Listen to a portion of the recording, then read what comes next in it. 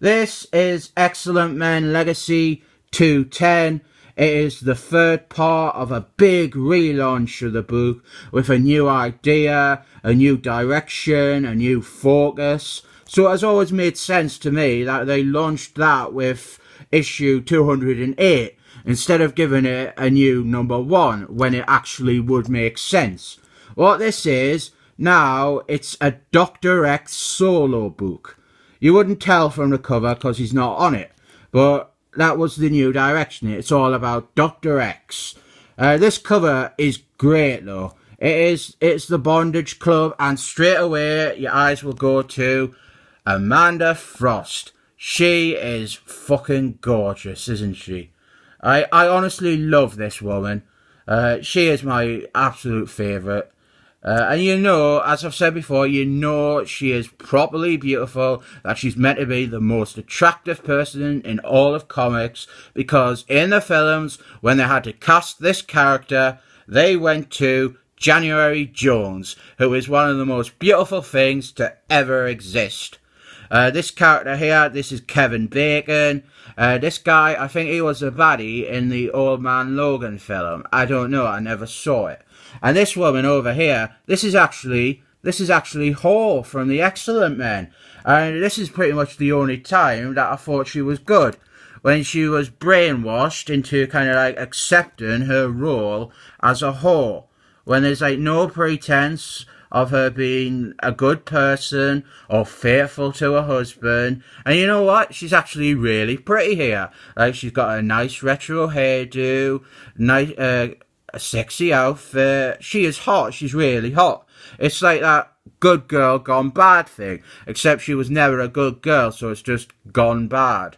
But the problem is, when you put her in the same room as Amanda Frost, it is just like, bugger off, you stupid ginger, go away. This fella, I don't know who he's meant to be. I think it might probably be Tom Beaver. And we've got all these sentinels in the background. Previously on, this is the third and final part of the first story arc. What's happened is, Dr. X, he got shot in the head, and this fella, Neil Diamond, he was actually in one of the old comics I reviewed, where he fought the bloke from Simply Red.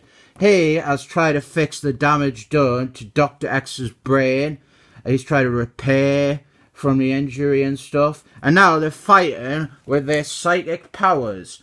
Most of this issue is Dr. X and Neil Diamond having this big battle with their minds. And here, this is how all Excellent Men comics should open, with Cyclist, the best one. And these are like all the people that Dr. X has let down. Cyclist, this is the Alien Danger Room thing. Legions, Dan Stevens there. And there's some of the students that Dr. X set on fire for not listening to him. No, they are the stupid, secret, Excellent Men team that you got killed and covered up. The art in these memory bits, it is by Gregory Land, and it is very good.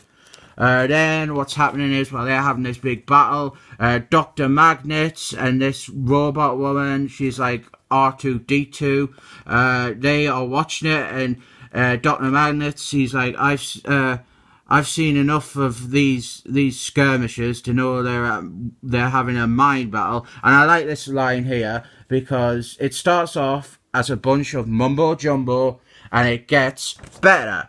R2-D2 says psi energies can be measured indirectly by the deformation of the cyclical alpha and mu waves. Theirs are off the scale. I wouldn't call this a skirmish. I call it a war. That is really, that's really good. And I like, this is another flashback here. Another flashback. And this fella, this is actually Peter Dinklage.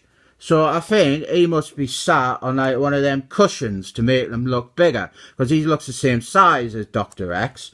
And then we have got another flashback bit. This is to Van Morrison's Excellent Men, when the Sentinels did a genocide. And there you can see some more of that. And then we've got some more of the fight. And I like this bit here with Neil Diamond. He says, I don't think you're weak. Your mind is the most powerful weapon I've ever met. Your sin is that you won't use it.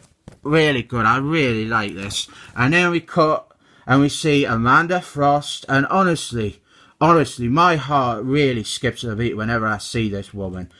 And she's with Cyclist. They are the best couple in Marvel. Like, really good. I love it. She felt the psychic backlash of the fight between Dr. X and Neil Diamond. And she felt like a bit off. She lost her balance. And if you look, Cyclist is helping to support her. And he's like, I've got you. That's really nice. I really like this couple. It's a shame that Marvel ruined both these characters and their relationship, because they were one of the best.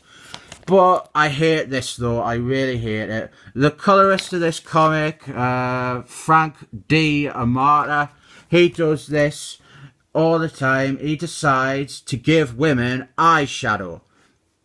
But the thing is, the original art doesn't support that. And if you look here, it's really, really bad. It looks like, it looks like it's badly applied. Like, she's barely even covering all of the parts there, and there it's like half of the, only like one side of the eye. And, well, the thing is, this guy, he is not a makeup artist, but he does this in comics all the time, and it looks awful. Here, where she has her eyes closed, that is correct. That looks right. And I'll tell you what, she looks fucking beautiful there. But there, she just looks like she shot herself in the face with that makeup gun that Homer Simpson from The Simpsons invented. And then we have got another flashback here. This is the boring stripper woman from the Christopher Clairvoyant story. And I tell you what, this is the only time she has ever looked attractive, when she is drawn by Gregory Land. This is that stupid Secret Excellent Men team, and here they all are dying. Then we have got, what's next? We have got some more memories of people dying. There is the whore dying. Interestingly, they're going with her original death rather than the Van Morrison one. There is Steel Man there.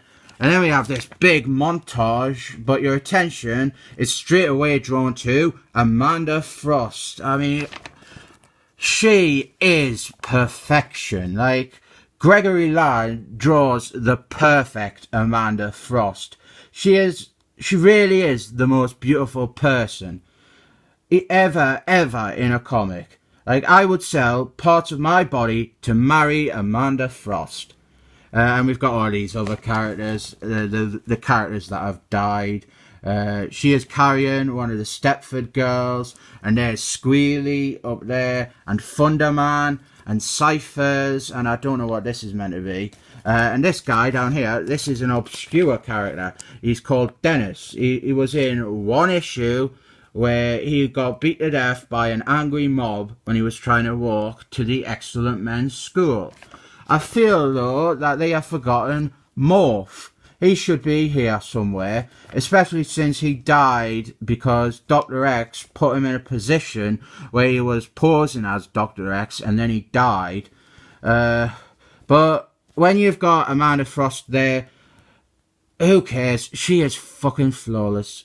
Fucking beautiful. Fucking love her. Dr. X, he wins the fight with Neil Diamond, and honestly, I wouldn't be surprised if he won it because of the image of Amanda Frost by Gregory Land, if that inspired him so much to win. And Neil Diamond, though, he wants Dr. X to take over leading his cult.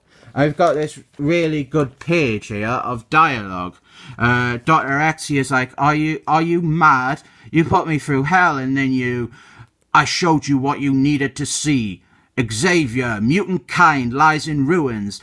Your own excellent men are scattered to the winds. Lead us Together we can find the Messiah child and tutor her in her future duties. Bring her to her heritage. You're a fool, Benet du Paris. I am an honest man and a warrior, a crusader for what is right and just. All these things are still, all those things, and still a fool. You saw what became of the people who fell to my care in the past. You saw their suffering and their deaths, and still you'd ask this of me? My answer is no. We're leaving now. Take my advice and don't try to stop us. It's really good. The writing in this comic is really good. Then we've got this ending here, and sadly this panel here is awful. That there, take a look. That is not finished art. What's it doing in a printed comic? Like, that is fucking terrible. We have set up here for the book's direction. Basically, Dr. X is going to walk the world and try to make sense, come to grips with his past actions, and like revisit his failures. And it is a good setup. It's a really good book for 8 or 9 issues when it's doing this. And then they must have saw the sales dipping. So they quickly just wrap it up, and they did a really awful Wolverine crossover. And then they just revamped the book again, which is a shame, because this is a really good direction. And the first, it really feels like this is something the writer wanted to do, and he just kind of like wussed out after a couple of issues. Interview here with Eisner-nominated comic scribe Jason Aaron. Now this is useful because it's a good reminder that the Eisners are a load of shite. And then we have got an epilogue here, an epilogue with the Bondage Club, and that is probably why they're on the cover. Basically, Kevin Bacon gets told that something has gone wrong in his secret hidden room, and that his secret hidden machine has killed people who were watching over it. This is setting up the next story, and the next story is really, really good. I'll tell you what, this book is the only time Kevin Bacon, as a character, has been really interesting and really good. I really respect this book. I really respect it until about issue 215, I think it is, maybe 216. It's really well written. It's got a clear purpose. It knows what it wants to do. Really good. I rate this comic 7 thumbs up.